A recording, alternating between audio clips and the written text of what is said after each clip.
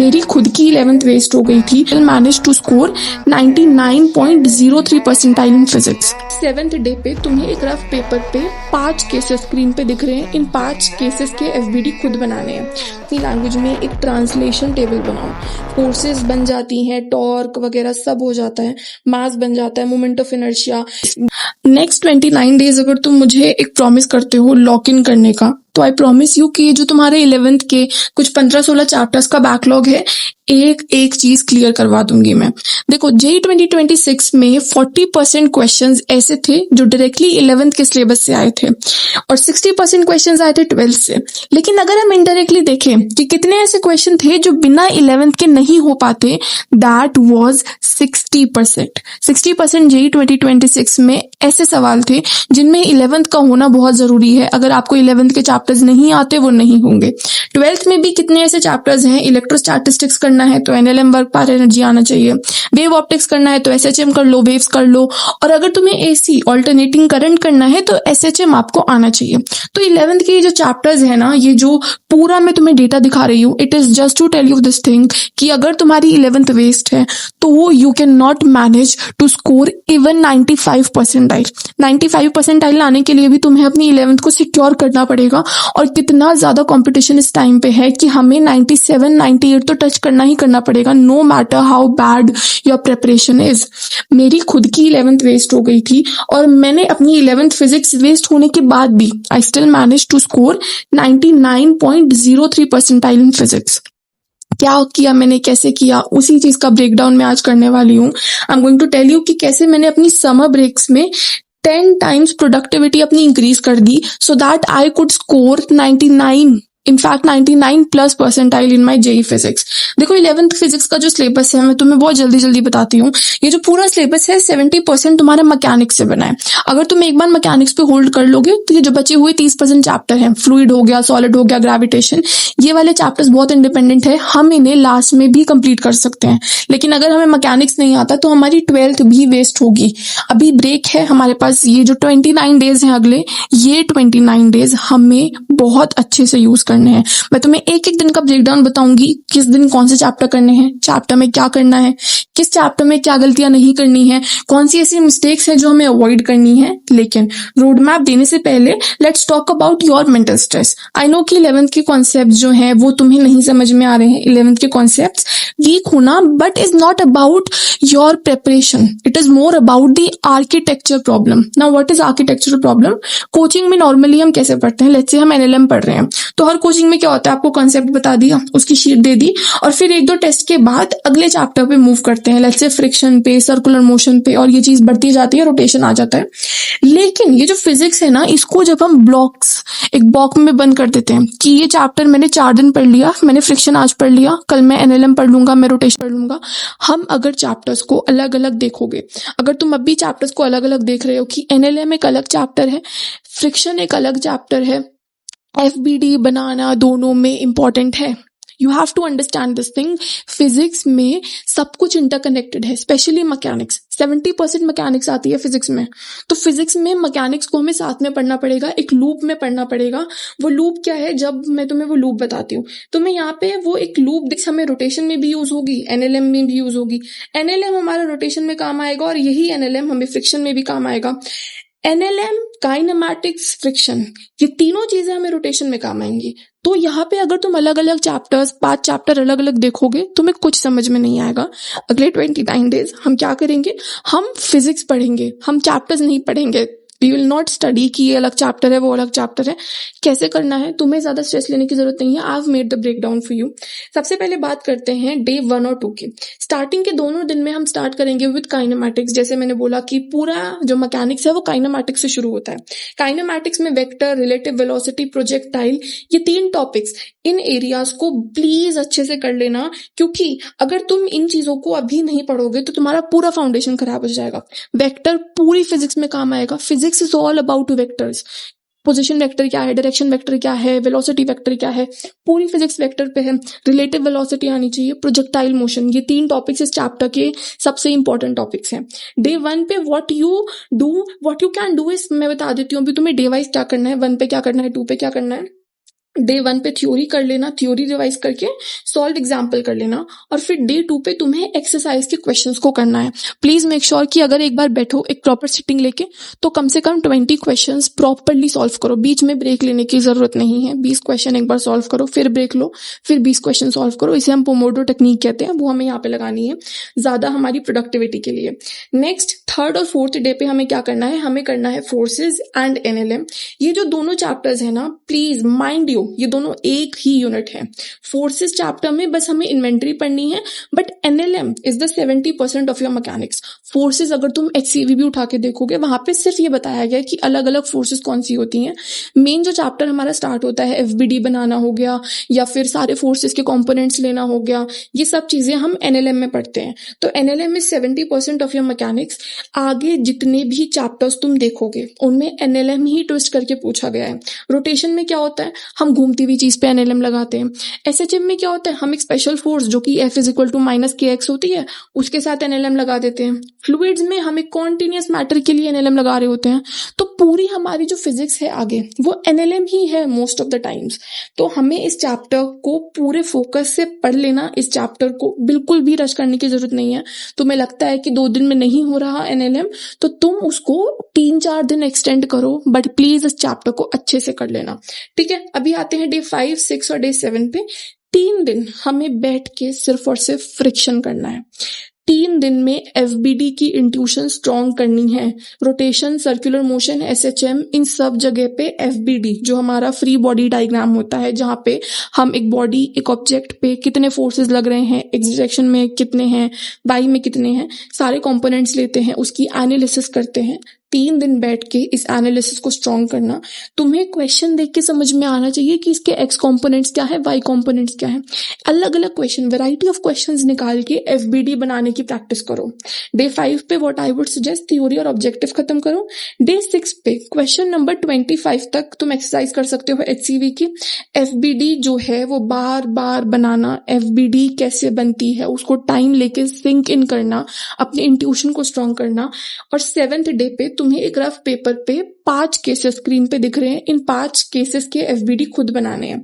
तुम्हें ये पूरे जो 3 दिन है ना, इनमें ये टारगेट बनाना है कि तुम्हें FBD में जो डायरेक्शंस हैं उन्हें निकालने के लिए कभी भी गेस वर्क ना करना पड़े। वी हैव टू बी, हमारा गट इतना स्ट्रांग होना चाहिए कि हमें क्वेश्चन देख के समझ में आना चाहिए इसके कंपोनेंट्स यहाँ पे ऐसे निकलेंगे। तो हमें अपने गट और इंट्यूशन को स्ट्रॉन्ग करना है for FBD। Coming to day 8, day 9 and day 10, तीनों दिन अगेन हमें सर्कुलर मोशन करना है। जो कुछ भी NLM में पढ़ा है यहाँ पे सर्कुलर मोशन में उसका टेस्ट होगा।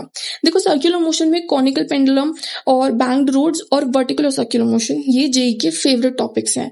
जेई मेंस में हर शिफ्ट में मोस्ट ऑफ द टाइम्स ये क्वेश्चंस दिखते हैं, रिपीटेडली दिखते हैं। और प्लीज रिमेंबर कि जो सेंट्रीफ्यूगल फोर्स है ना, ये कोई नई टाइप की फोर्स नहीं है। What do we do is कि सर्कुलर मोशन में हम सोच लेते हैं कि सेंट्रीफ्यूगल फोर्स एक अलग फोर्स है, जैसे SHM में स्प्रिंग फोर्स होती है, बट ऐसा कुछ नहीं है। जब भी तुम सारे फोर्स का कॉम्पोनेंट लोगे तो एक कॉम्पोनेंट डायरेक्शन में लोगे सेंटर की, एक कंपोनेंट लोगे टैंजेंट की डायरेक्शन में।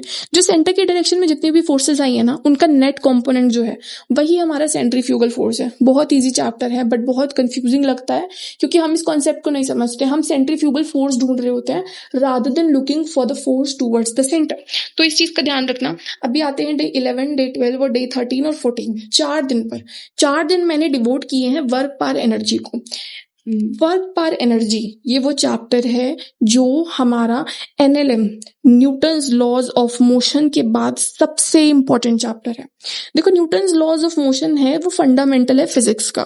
फिजिक्स में कुछ भी हम अप्लाई करते हैं तो वहां पे हमें न्यूटन के लॉज लगाने पड़ते हैं। हमें फोर्स आनी चाहिए, FBD आनी चाहिए, फ्रिक्शन समझ में आना चाहिए। लेकिन वर्क पर energy is a substitute to that. हम किसी भी क्वेश्चन में फोर्स एनालिसिस या तो वर्क पर एनर्जी से कर सकते हैं या न्यूटन्स लॉज ऑफ मोशन से कर सकते हैं। तो प्लीज जब भी तुम वर्क पर एनर्जी के क्वेश्चन करो, मेक श्योर कि तुम उसे एक बार न्यूटन्स लॉज ऑफ मोशन से भी करने का ट्राई करो। तभी मैंने 4 दिन बोला है। 4 दिन में वर्क पर एनर्जी भी करो, न्यूटन्स लॉज ऑफ मोशन की भी प्रैक्टिस करो। इससे एक तो न्यूटन्स लॉज ऑफ मोशन हमारा स्ट्रांग हो रहा है, NLM अच्छा हो गया। साथ में इससे एक और चीज होगी कि जब तुम दोनों करोगे ना तो तुम्हारा यहाँ पे गट स्ट्रांग होगा कि तुम्हें क्वेश्चन देख के समझ में आएगा कि इस क्वेश्चन को मैं NLM से करूं या इस क्वेश्चन को वर्क पर एनर्जी से करूं, क्योंकि दोनों मेथड से सेम आंसर आएगा। तो जहां भी हमें क्वेश्चन ईजी पड़ेगा हम डायरेक्टली उस मेथड पे जाएंगे। किसी क्वेश्चन में नहीं आता लिखा हुआ कि इसको NLM से करो करो, इसको वर्क पर एनर्जी से करो। जेई में 4 ऑप्शन होंगे, जो सही है उस पर टिक लगाना है।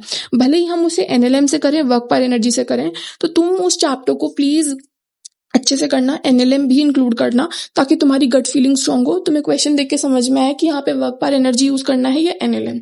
अभी आते हैं डे 15, 16, 17 और 18 पे। यहाँ पे हम करने वाले हैं centre of mass and collision.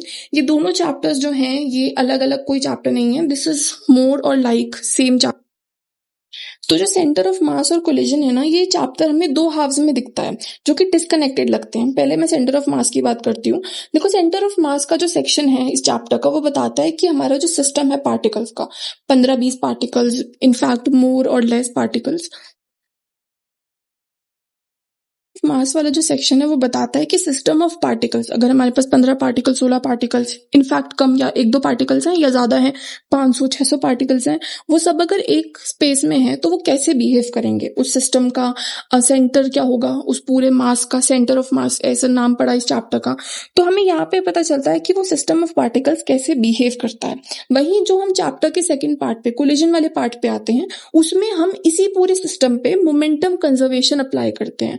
तो ब्रिज ये है कि अगर कोई एक्सटर्नल फोर्स नहीं है तो सिस्टम का सेंटर ऑफ मास नहीं चेंज होगा।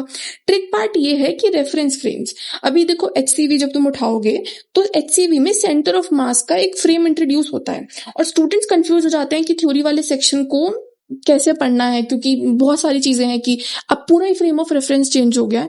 तो आई वुड सजेस्ट 4 दिन दिए हैं इस चैप्टर को मैंने 15, 16, 17 और 18 4 दिन बोले हैं। इन में थ्योरी को धीरे धीरे पढ़ना, हो सके तो लेक्चर्स देखना जहां दिक्कत आती है। This is not the time to go for full fledged one shots. जहां पे जिस टॉपिक में दिक्कत आती है उस टॉपिक के तुम्हें लेक्चर्स देखने की जरूरत है, और जरूरत है तो 1 या 2 बार पढ़ लेना, नोट से पढ़ लेना। 2D कोलिजन प्रॉब्लम्स जो है वो एक्सरसाइज में बहुत बहुत इंपॉर्टेंट है, उनको हाईलाइट कर लेना। मैंने तुम्हें अपनी एचसीवी जब दिखाई थी तो उसमें मैंने दिखाया था कि मैंने कैसे क्वेश्चंस इंपॉर्टेंट मार्क करे हुए हैं। प्लीज वैसे ही तुम भी ट्राई करना अपने क्वेश्चंस को मार्क करने की। मोमेंटम कंजर्वेशन, एनर्जी रीजनिंग, दोनों साथ में जितने भी क्वेश्चंस हैं ऐसे वाले, बहुत इंपॉर्टेंट है जेई के लिए। कमिंग टू डे 19, 20, 21, 22, 23, 5 डेज, ठीक है। रोटेशन मैकेनिक्स, सबसे बड़ा डर 11th स्टैंडर्ड में हमें लगता है रोटेशन से। इसको क्रैक करने के लिए क्या 5 दिन काफी हैं?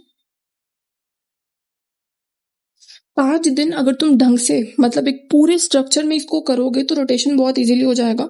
कैसे करना है सुनो। डे 19 जो कि हमारा फर्स्ट डे होगा रोटेशन का, उसमें हमें कोई प्रॉब्लम सॉल्व नहीं करनी। Yes, you heard me right, कोई प्रॉब्लम सॉल्व नहीं करनी है, सिर्फ थ्योरी पढ़नी है। पूरा चैप्टर पढ़ो और फिर अपनी लैंग्वेज में एक ट्रांसलेशन टेबल बनाओ। फोर्सेस बन जाती हैं, टॉर्क वगैरह सब हो जाता है, मास बन जाता है, moment of inertia, linear momentum बन जाता है, एंगुलर मोमेंटम, वो वाली जो टेबल होती है ना, जो पूरे लेक्चर्स में हम देखते रहते हैं कि अच्छा यहाँ पे ये हो रहा है वो हो रहा है। पूरी थ्योरी पढ़ो, वो टेबल खुद बनाओ कि फोर्स कैसे टॉर्क बन रहा है, हमारा जो मास है वो मोमेंट ऑफ इनर्शिया बन रहा है। ये जो वोकैबुलरी चेंज आ रही है ना यहाँ पे, पूरी अभी जो मैकेनिक्स पढ़ी उसमें, और ये जो तुम रोटेशन पढ़ोगे इसमें, ये जो वोकैबुलरी चेंज हो रही है, इस वोकैबुलरी चेंज को समझना बहुत इंपॉर्टेंट है before we proceed to problem solving. क्योंकि यहाँ पे अगर तुम्हें ये समझ में आ गया ना कि तुम्हें मोमेंट ऑफ इनर्शिया का मतलब क्या है, if you are able to visualise it, तो तुम्हारी पूरी फिजिक्स आगे बहुत ईजी होने वाली है, ठीक है। तो उस पूरी जो टेबल है, इस ट्रांसलेशन टेबल को, इसको जो भी टेबल नाम देना है, I am calling it translation table, you can call it whatever you want to say. इस टेबल को अपनी वॉल पे चिपका लो, डेली इसको देखो, समझो, एब्जॉर्ब करो, सिंक इन करो। अगले दिन डे 20 और उसके अगले दिन डे 21 पे हमें सिर्फ और सिर्फ करने हैं एचसीवी के एमसीक्यूज, ऑब्जेक्टिव 1 और ऑब्जेक्टिव 2। इस चैप्टर में अनयूजुअली ये जो ऑब्जेक्टिव है ये हार्ड होते हैं। तुम्हें यहाँ पे लगेगा इस चैप्टर के ऑब्जेक्टिव्स करने में कि थोड़े डिफिकल्ट हैं, होते हैं, तो इनको ज्यादा रश करने की जरूरत नहीं है, धीरे धीरे करना, अटेम्प्ट करने की कोशिश करना। उसके बाद डे 22 और 23 पे हम एक्सरसाइजेस पे आएंगे। हमारा जो मैक्सिमम फोकस होना चाहिए वो होना चाहिए रोलिंग मोशन पे। ये वाला जो क्वेश्चन है रोलिंग मोशन का, ये जेई मेंस में हर बार आता है। If you are lucky enough तुम्हारी शिफ्ट में भी ये क्वेश्चन आ सकता है, तो इस क्वेश्चन को अच्छे से प्रैक्टिस करना। सिलेंडर हो, स्फेयर हो, बिना स्लिप किए कैसे रोल करना है, स्लिपिंग के साथ कैसे रोल करना है, ये सारे केसेस सॉल्व करना। जेई मेंस में ये सिंगल मोस्ट कॉमन क्वेश्चन है रोटेशन का। अगर तुम्हें ये समझ में आ गया तो तुम्हारा पूरा चैप्टर ऑलमोस्ट कंप्लीट हो जाएगा, ठीक है। अभी आते हैं नेक्स्ट टारगेट पे विच इज डे 24 और 25। मैंने यहाँ पे ग्रेविटेशन इंक्लूड कर लिया है। I know it doesn't come under mechanics, but I feel कि तुम अगर ग्रेविटेशन कर लोगे तो इलेक्ट्रोस्टैटिस्टिक्स हो जाएगा, जो कि 12th का पहला चैप्टर है। तो ग्रेविटेशन यहाँ पे करना would be much beneficial. Rotation के बाद ये chapter will feel like more of a chill vibe, एक हॉलीडे की तरह, एक वेकेशन की तरह तुम्हें फील होगा। रोटेशन बहुत बड़ा चैप्टर है, 5 दिन तक रोटेशन पढ़ोगे तो यहाँ पे तुम्हें एक बहुत ही चिल वाइब आएगी, क्योंकि बहुत ईजी चैप्टर है। मैंने इसीलिए काइंड ऑफ ब्रेक रख दिया है कि ग्रेविटेशन भी हो जाएगा, ब्रेक भी हो जाएगा तुम्हारा। कॉन्सेप्चुअली क्लीन है, मैथमेटिकली बहुत ईजी चैप्टर है। एक चीज जो है उस पर फोकस करना, ग्रेविटेशनल फोर्स क्या होती है, फील्ड क्या होती है, ग्रेविटेशनल पोटेंशियल एनर्जी क्या होती है। ये जो 3 चीजें हैं ये कॉन्स्टेंटली कंफ्यूज करते हैं, और अगर तुम्हें ये चीज यहाँ पे समझ में आ गई तो 12th में जो इलेक्ट्रोस्टैटिस्टिक्स है वो बहुत आराम से तुम्हारा निकल जाएगा, अगर तुम्हें ग्रेविटेशन अच्छे से रिवाइज कर लिया तो। अभी आते हैं डे 26, 27 पे। हम यहाँ पे करेंगे SHM, सिंपल हार्मोनिक मोशन। मैंने पहले भी बताया SHM जो है बहुत इंपॉर्टेंट है। ऑल्टरनेटिंग करंट नाम का चैप्टर आएगा 12th में, उसमें ये चैप्टर बहुत बार हमारा यूज होगा। सिमिलरली हमारा एक चैप्टर आएगा हमारे पास वेव ऑप्टिक्स, उसमें ये चैप्टर बहुत यूज होगा। तो SHM का जो SHM is a very scary chapter. When you look up to it, you feel very scared.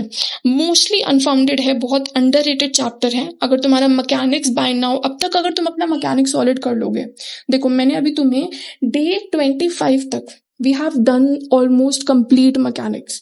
25 तक अगर मैकेनिक्स हो गया है, उसके बाद तुम्हें SHM में सिर्फ सर्कुलर मोशन लगाना है। अगर तुम एक अच्छे टीचर के वन शॉट देखते हो तो तुम्हें ये चैप्टर बहुत इजी लगेगा, अगर तुम मैकेनिक्स पिछले चैप्टर्स करके आ गए हो तो अगर तुम पिछले चैप्टर्स कर चुके हो तो SHM करना बहुत बहुत ईजी है।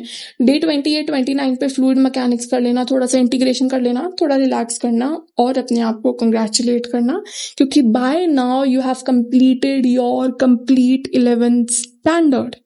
पूरी 11th जो हमने बैकलॉग्स क्रिएट किए थे वो हमने यहाँ पे कंप्लीट कर दिए हैं।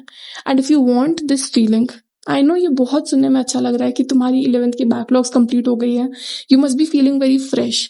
तो इमेजिन करो जब ये चीज एक्चुअल में हो जाएगी, जब ये चीज हम पेपर से एग्जीक्यूशन पे ले जाएंगे तो कितनी अच्छी फीलिंग आएगी। I know what you are feeling right now, because I have been through this phase. पूरी 11th वेस्ट करने के बाद when I got my result 99.03 percentile जब मेरी स्क्रीन पे था, I felt on the 7th sky. You won't believe that feeling. और तुम्हें I want each one of you to experience this feeling, इसीलिए मैंने यहाँ पे एक एक दिन का इतना डिटेल्ड ब्रेकडाउन किया है। I want कि 1 सेकेंड के लिए भी तुम डिस्ट्रैक्ट ना हो, एक दिन को अपना यूटिलाइज करना। This summer break can literally change your JEE preparation and your result. And if you're going to follow this plan, let me know in the comment section, and whatever things you feel after following this plan, let me also know that in comment section. See you in the next video. Till then, bye bye.